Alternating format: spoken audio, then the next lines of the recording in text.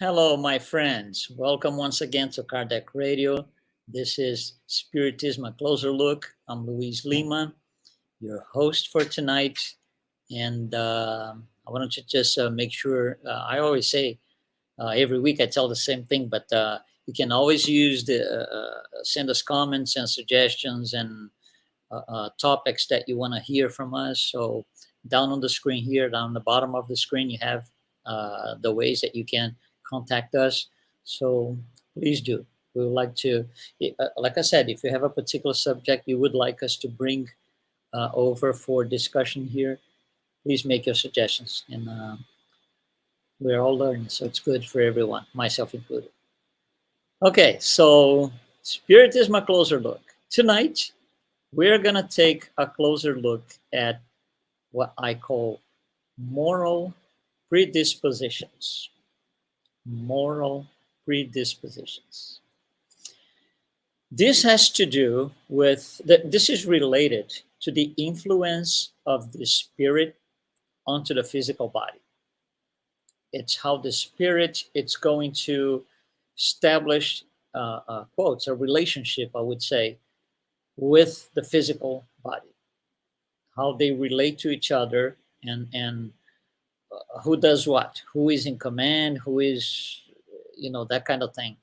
This is the general idea behind the name that I chose for tonight's discussion, moral predispositions. In the Spiritist literature, you're going to find the works, the extensive works of André Luiz, Spirit André Luiz. He will, at length, he will bring us throughout all his books, a very lengthy study on the subject. And he goes down to the deepest level. He goes down to the cell level. So he will establish a relationship between the spirit down, all the way down to the cell level. And it's a beautiful, beautiful, beautiful study. It's a lot of pages to read, if you will, but it's worth it. That's not what we're going to do tonight. We only have 30 minutes, as you know.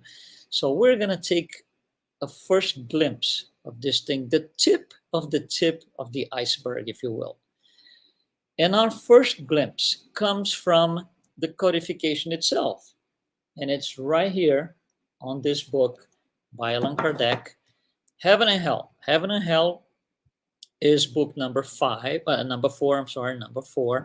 on the codification.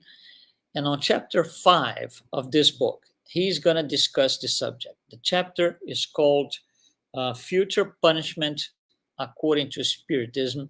There are several different items. One of the items is called The Flesh is Weak. And that's where the information is going to come in for tonight's discussion. So you see, this is not something that starts with André Luiz in the 1930s and 40s and 50s. No, it starts with Allan Kardec himself in the codification, where he's going to establish the basis used later by André Luiz to develop the subject. So this chapter 5, book Heaven and Hell, has two interesting things. One item called, like I said, The Flesh is Weak, and another item called The Penal Code of the Future Life, which we are going to address on another day, on another opportunity, because it's a lot more, we need more time for that. So The Flesh is Weak, this first part on that chapter, talks about how morality, look at, this is interesting, how morality is related to the physical body of the individual.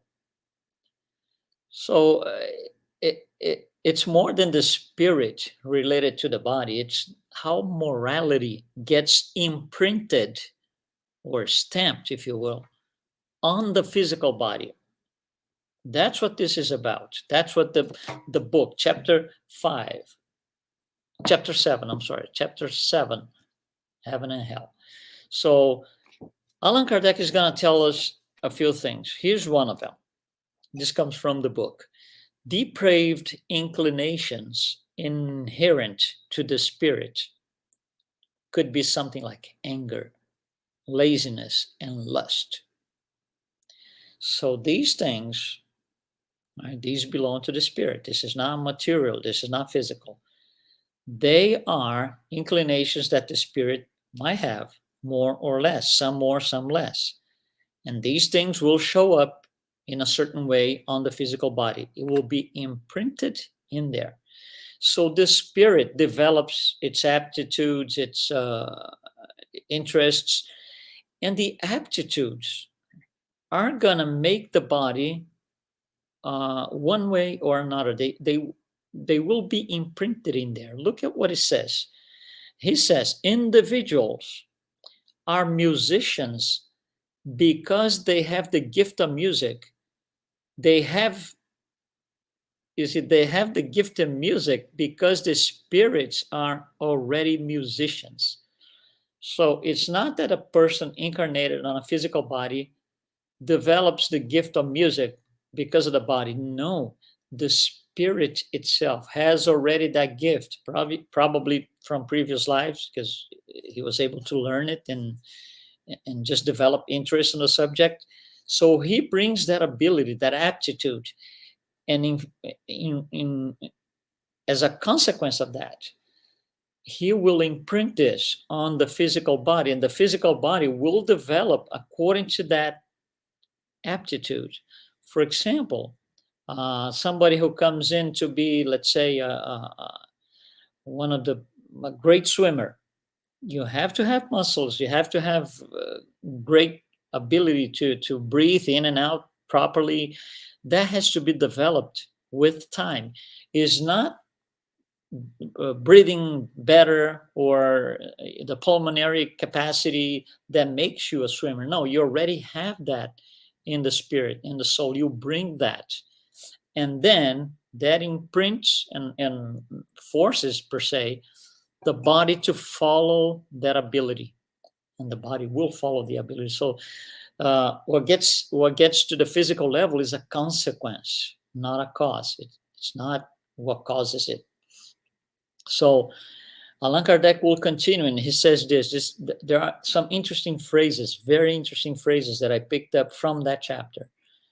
Here's the next one. Activity of the spirit acts upon the brain. Thus, in order physical parts of the organism, because the brain controls everything within the biological body. So if the spirit acts upon the brain, directly or not, you will act upon all parts of the organism, all parts of the body. How that happens is what André Luiz is going to go deeper at length throughout his works.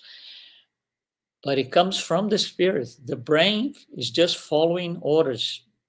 The brain is following a reference. It has something above it that it is subject to. And now this is what André Luiz is going to say next. I'm going to put it here on the screen so you can follow. In this way, so he's talking about the spirit in the body, the spirit, imprinting on the body. In this way, the spirit is the artisan of the body, which is molded by it, so to speak, in the fashion of the spirit's needs and the manifestation of its tendencies. So what he's saying is the spirit is going to command and force the body to have a certain behavior, a certain physiology, because it needs to carry the needs of that spirit and its tendencies. So the body manifests that. And that's very interesting. That's a very interesting phrase on heaven and hell. And he will continue. I'm going to give you a little bit more information here. He will say that the corporeal form, the physical form of the body, is not an accident. It's rather a consequence of the spirit's effort towards, making it happen. It's not an accident. So the physical form of our body was built by us. We are the spirit is the artisan of the body. So it was created by the spirit. And then he says, this is quotes because this is coming from the book. The spirit's moral dispositions should modify the qualities of the blood. I'm going to read that again because that's deep. The spirit's moral dispositions, morality, moral dispositions should modify the qualities of the blood, making it more active or less so, thereby causing more abundant or less abundant secretions of bile and other fluids. Can you see how powerful this is? And this is the beginning of Spiritism. This is a codification.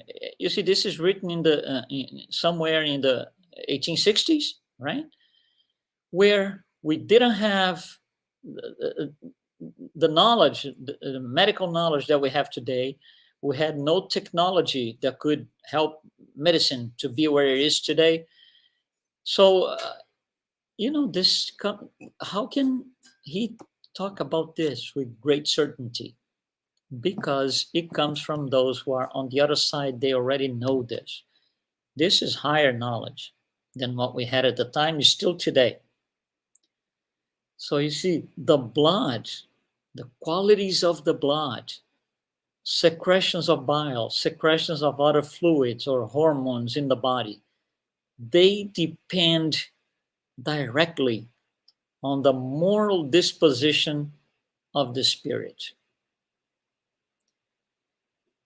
This is serious. Hello, Armenia. Good morning to you too. Thanks so much for joining us. But guys, this is serious. This is incredibly, I would say, I'm gonna say there's so much of news today, but can you imagine this thing coming out in the 1860s, in the middle of a church being on top of things and all of the theology in place? So this is a game changer.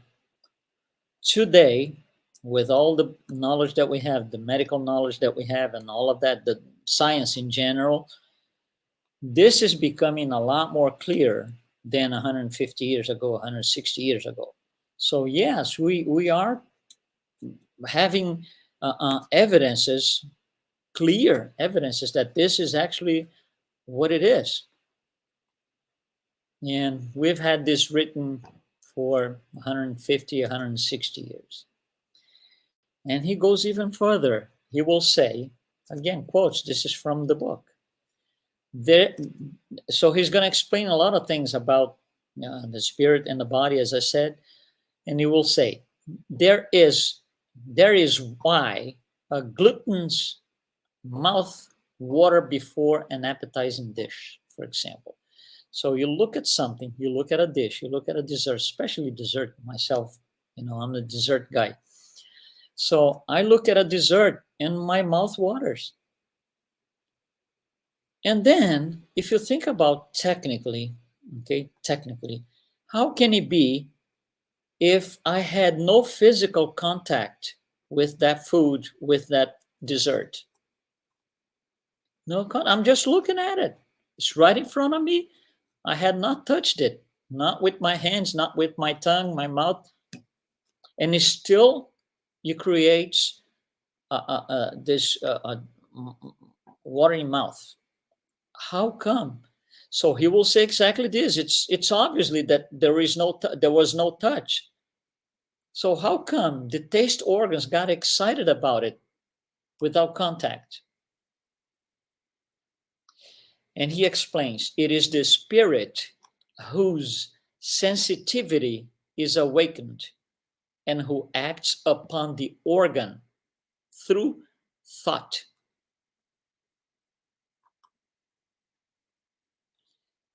And I'll tell you one thing. If you are able to, for example, let's say you do a cake. So I look at you put in front of me. So I look at it and it looks like a chocolate cake, for example, let's just say.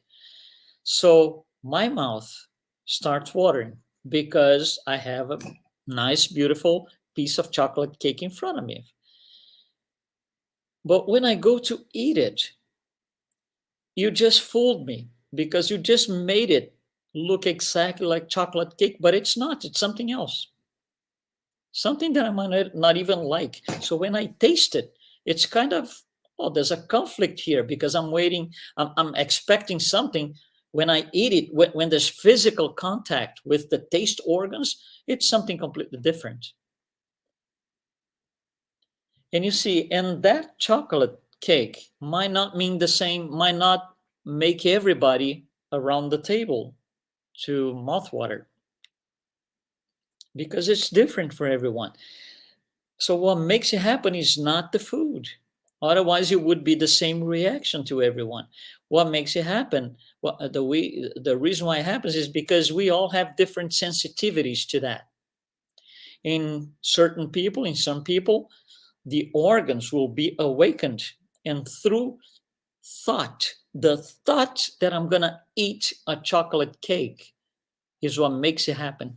When I eat in the example that I gave you, when I eat the chocolate cake, you fooled me. It isn't chocolate cake, it's something else. So you see, the thought made me mouth water. But if I knew in advance that it wasn't chocolate cake, most likely I wouldn't be watering. You see, without physical contact, that's a classic example, a typical example of how the spirit imprints its thought on the body. Here's another example. You go to the movies, for example, or even in your house. And so you're watching the movie, there's one of those dramatic scenes, and there's a lot of people crying, something sad. Usually something very sad makes people in the movie cry. You really cry. You have tears coming down, streaming down your face. Of course, let's assume that the actors are really, really, really good and they cause that impression. Technically, you're looking at a projection on the wall. Those people are not there. That is not happening right there at the time. That was filmed, that was recorded maybe 6 months before that day, or maybe 1 year before that day.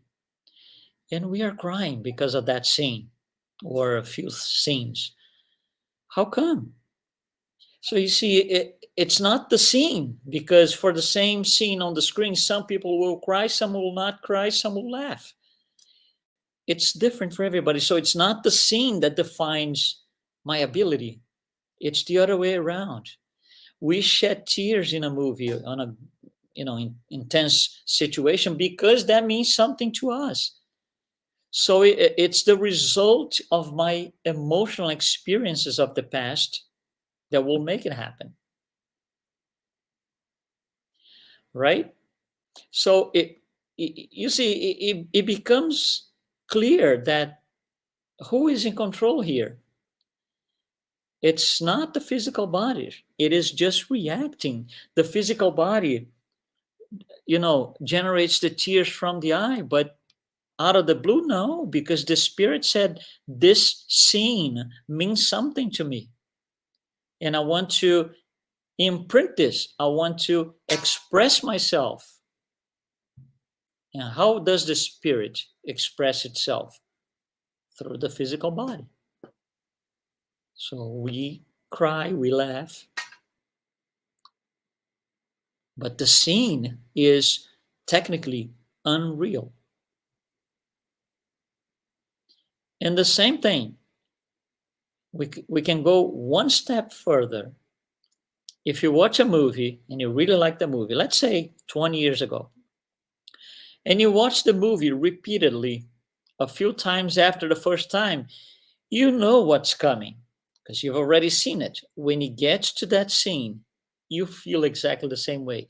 If you cried on the first day, it's very likely that you're going to cry on the second round, on the third, on the fourth. You see, we've already seen. We know what's going on. We know what's going to happen. We know what time, how many minutes in the movie that's going to take place. We already know all of that. And we still react the same way. Why? Because when it gets to that, something within the spirit, through thought, as Allan Kardec said, awakens something, some emotion, some past experience, something that means to us, and we want to express ourselves towards that movement. And the expression in that case is tears coming down, streaming down our face. So, same for taste, same for a lot of other things. So, who is in control? The spirit is in control. The body responds to it. So, in short, the body responds to the moral dispositions of the spirit. And that is why we're going to speak about this on another day, because we want to devote a full 30 minutes to the subject. But that is why all the diseases that we have on our physical body have their origin within the spirit. That's because of our morality, things we did in the past that will make us, will create that situation.